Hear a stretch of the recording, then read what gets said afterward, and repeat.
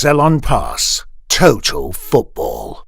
Hey guys, welcome back to Ceylon Pass. We got Gaje and we got Darren here to have a chat about Arsenal and their recent performances and what they've been getting up to.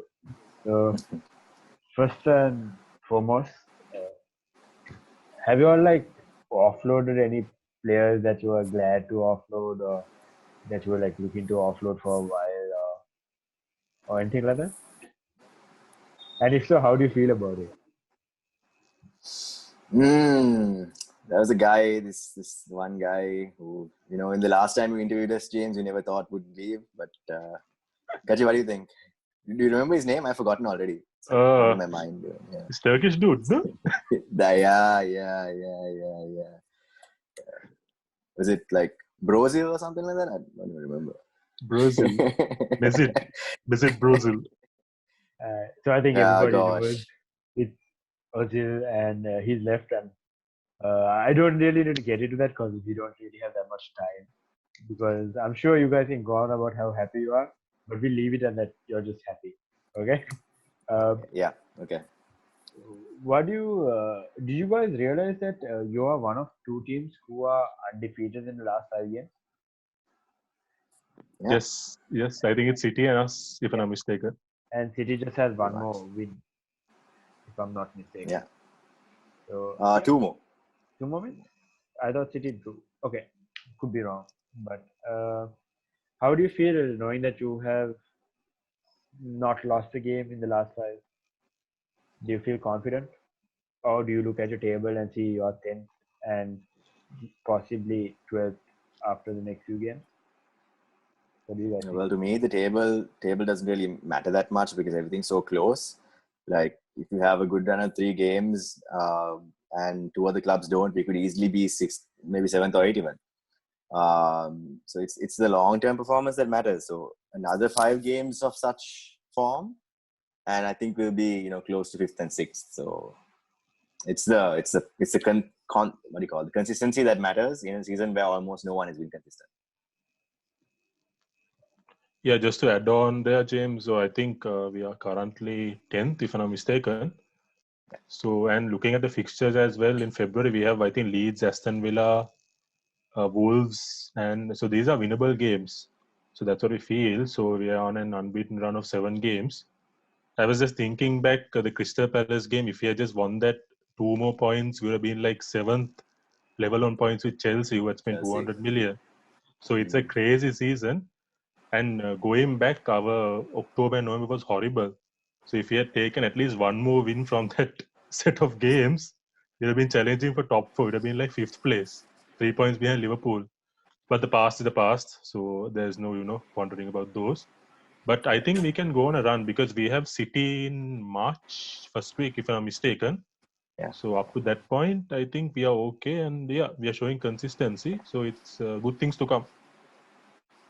So, like Gaji mentioned, after we hit City, it gets tough because we've got City, Leicester, and Tottenham on the bounce, and Exactly. I think 2 games with Benfica in between. So that'll really, really test the legs of everyone during that period because they're going to have Champions League as well. So, true. How do you think it's that Ødegaard will help you out with those tough fixtures? Do you think he's a player that's going to come in on the top fixtures and dominate or be the difference, or do you think he's just going to help you out a bit, or do you just not think he's a good signing at all? Gaji, first. Yeah, so in terms of Ødegaard, James, so I think he is a good player. I don't rate him much, to be honest. But so we had a need in the center midfield area, and he is a good cover for Emil Smith-Rowe. So I think Emil Smith-Rowe has taken this number 10 position. So I see him as a cover, and he will mostly play on the Europa League games. That's what I feel. Overall, I'm not gassed about the transfer, to be honest. And we don't have any buyback clause as well. But it's a requirement we had done. We have, sort of sorted the gap out. That's what I feel. Okay. So I'm a bit happy about it. I did catch a few of his performances last season as well, and while he was at Sociedad. And I think stats-wise, he was in the top 5 youngsters in Europe in terms of chances created. And also in terms of like forward progression, because I feel like our biggest weakness has been how slow we are. And the moment Smith Rowe came into the team, like everything became so much more direct. And there was a guy who, ran in between the middle, the holes basically. So if Ødegaard can successfully, just play his usual game, because his style is exactly what we need to give Smith Rowe a break. So if it, like Gaji said, if he plays a few games in Europa, or if he acts as good enough backup where, let's say there's 3 games in a week and Smith Rowe's tired, we can bring him in with a little bit of confidence against even a Premier League side. I think that's good enough for me right now. It's I think back in November when we last did the podcast, you asked who we'd bring in, right? And I think we all said Awar. But if you look at the stats, Ødegaard wasn't that far behind him last season in terms of chance creation. So one can only hope. True. And I think he'll have a point to prove, especially after being recalled from loan by Madrid and then not being played much. So he's certainly looking to play and make his mark on games. So I think that you have that to look forward to as well. If anything, James, the La Liga fans were quite disappointed by the fact that he had left the league again. I don't know of any Real Madrid fans that are happy that he went to us, and they are pretty disappointed. Good for us, but I think it's to do with the injury record. No, James, I think he gets injured regularly. Even at Real, I think got injured this season, if I'm not mistaken. It's more to do with their manager just not playing him because trusting him exactly. Yeah, to be honest, he's not changing things up. And to be honest, Zidane shouldn't have much longer. He probably needs to be replaced, and that's what the majority of Real Madrid fans think as well. I hope he stays because it's better for us. But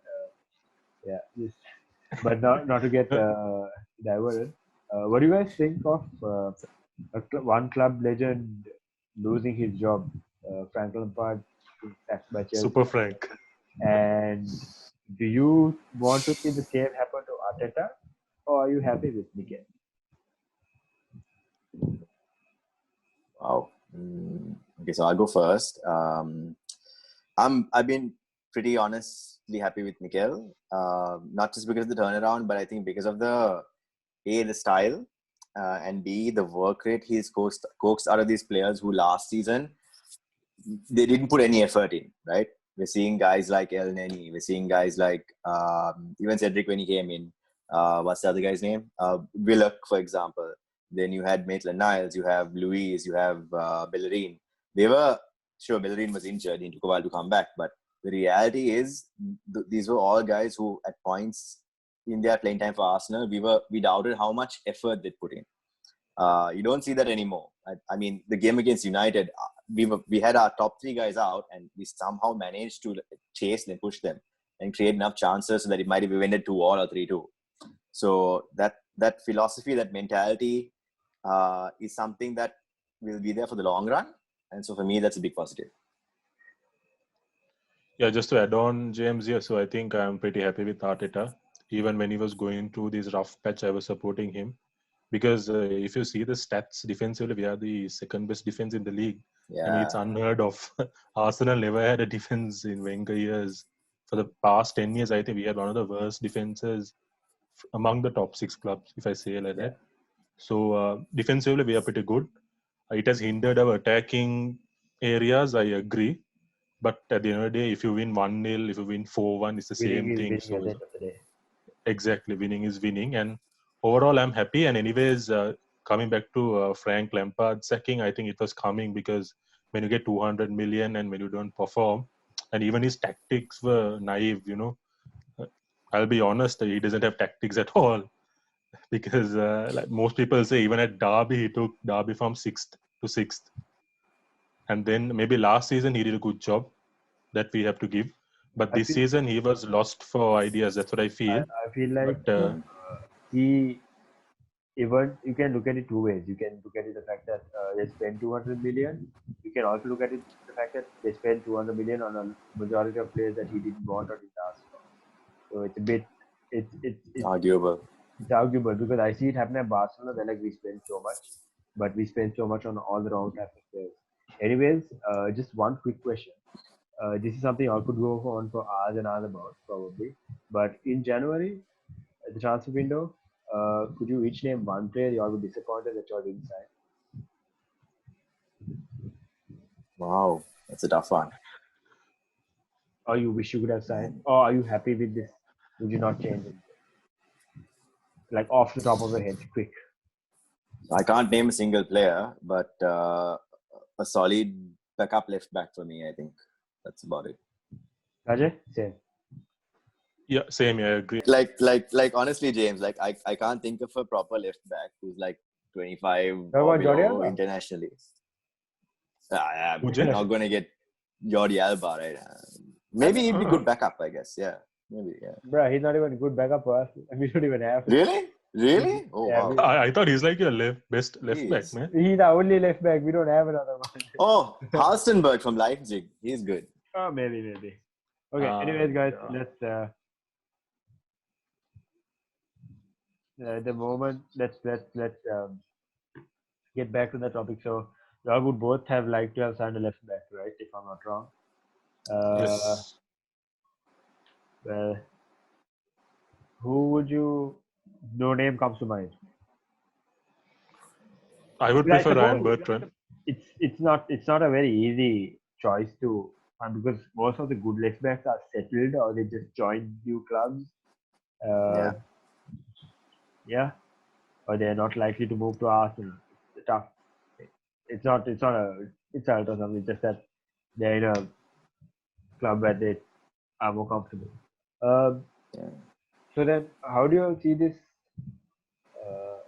season playing out? Do you all see it as one of learning and transition, or do you all want to try and get your hands on like the FA Cup? Are you all still in the FA Cup? Yes. We got knocked out. Okay. Europa. I think he intentionally did that, Darren. He had no choice but to play the Yeah, B he had team and the to. B team. Oops. Yeah. Exactly. So- James intentionally did that. He knows we're out of the FA Cup. He's playing No, us. I would do that to you guys. Yeah, sure. So I mean, for me, I don't know. I just want us to get at least top 6, so we guarantee at least Europa. And hoping we can. I mean, it's a long shot given our team, but our A team is good enough to sort of challenge for Europa title, in my opinion. Like based on how we played against the teams in the Premier League over the last month. Yeah. I suppose you guys could completely give up on the Premier League and solely focus on the Europa League and try to win it. But I think you all would be better off trying to qualify for Europa League next season and doing your best. Yeah. Doing your best in Europa because Europa has some tough competition and Europa has always been tough. And I would say Arsenal aren't exactly the team that could win it when it comes to mentality. Maybe recent Arsenal have a better chance, but then Arsenal tend to choke a bit and struggle in terms of like when they come up against teams who are like would die to play, would die to win. They tend to fall apart a bit. Do you guys think that plays a Really? factor? Or do you all No, I disagree? think James has a point. Yeah, I know the reason why this happens, James. Why we break down, during these tough matches, we don't have proper leader. Even if you see our current squad, there is no person who shouts in and like a Jordan Henderson type. So we don't have that sort of leader in our team. So we have been lacking that for the past few years. So that is one reason I see that we tend to fall off. So I agree with you on that point. Darren, I don't think you do 100%. No. Do you want So to one of tell us what you the feel? biggest things, one of the biggest things I noticed recently was that we are way more resilient when it comes to like 10 situations. I think that's probably why we've had the second best record because like on everything that you would require focus and like teamwork on, we seem to have really notched it up. If it's a corner, if it's set piece situation, if it's basically trying to hold on to a lead, we've really strengthened ourselves mentally. So I do agree we don't have an ideal leader, but I feel An like guys like individual. an individual who is like Exactly. That is my a Jordan point. Henderson. But Correct. I do think that they are pushing each other as a collective. And I think Bellerin and Luis particularly have been decent in that role, and even Tierney. Tierney is pretty freaking vocal. So Tierney is pretty good. Not bad. I would like to drop something. Is it that their mentality has really improved, or is it that they are in a position where they have no pressure on them because there is nothing they can they can't essentially lose the competition because nobody expects them to win. And thereby doing that, they're like the only way forward is up. And they're like, look, they are not this bad, and they just have to get into a decent level of form to perform because their performance was so underwhelming that being average now would make them look quite good, and that in turn gives them confidence to play better and better, and they're feeding off that. But eventually, it's going to come to a stage where they have to perform under pressure, where it'll be a semi-final or a final, or it'll be where they're under pressure again. And now, in that situation, would it affect them? Do you think? My point is, would they choke there?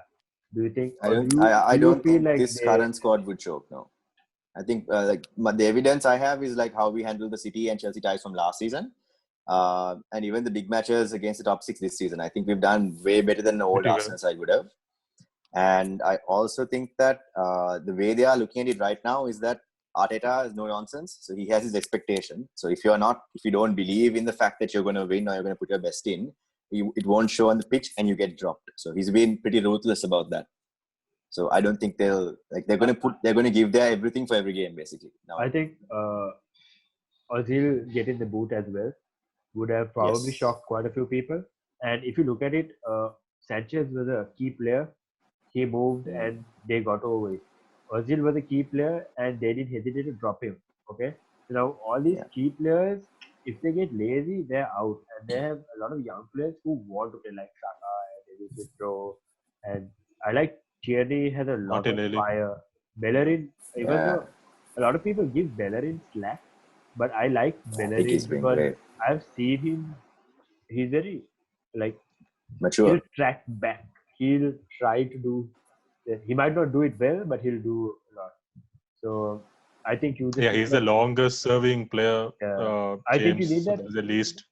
that central player who will play either in the Yeah.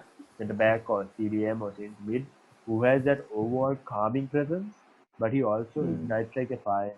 So it's that sweet balance, that maturity, but that Yeah.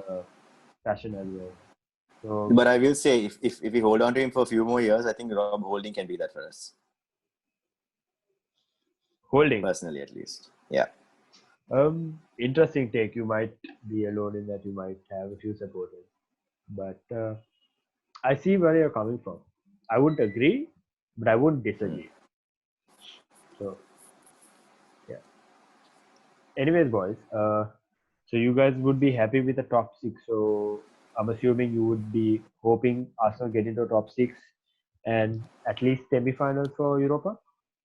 No, for me, James, to be honest, I would rather finish, 8th, 9th and win Europa. So I don't, for Yeah. Arsenal, it's important to win trophies and get back to the Champions League as quickly as possible.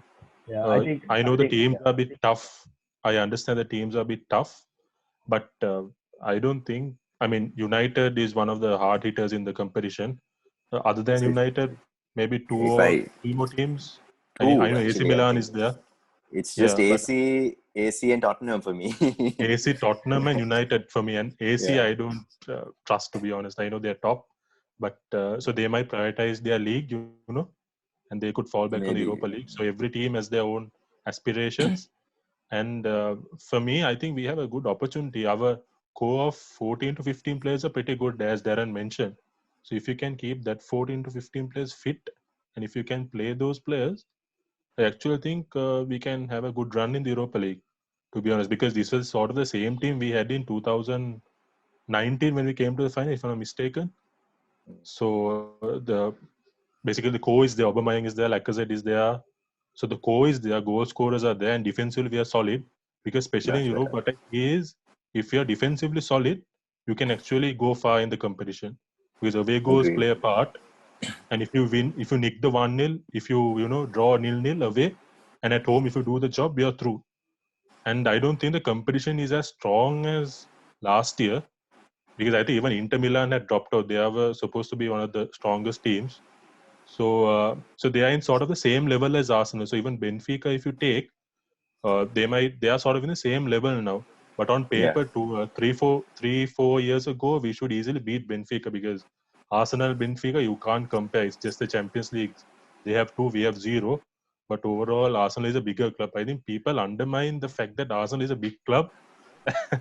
It's pretty funny because I'll be brutally honest. Arsenal is one of the biggest clubs, and Arsenal in England is the third biggest club still in terms of trophies, in terms of fans and revenue. Revenue we might Yeah, have I fallen, don't, but I don't disagree with anything you're saying. I don't disagree with it. So, but I get where you're yeah, coming but from. But I also yes, feel If we this kind of does sound like a Arsenal fan TV rant at this point a little bit. So, it's but not a rant. I just wanted It's to not. point out Yeah, two things. United and Spurs are one of the top contenders for the Europa League, I but agree. I think Arsenal are one of the teams that are best placed to defeat those two teams because, well, Spurs and Arsenal, Spurs used to always come second best, and even when they have a good team, like I couldn't predict that. And United Arsenal, as we saw last time, again, the last match I played, again, it could go either way. So it really depends on what team shows up. So if if Arsenal we show can up, get past it can get. Benfica, if Yeah, it's going to be a I, tough I, I one. would I would say that your toughest challenges are the teams that are lesser known because they are the teams that tend to give Arsenal the biggest Sort of agree. Yeah. problems. Okay, cool. So guys, I think we've spoken about everything so far, and just one thing: who do you think will end up as your player of the season at the end of this year?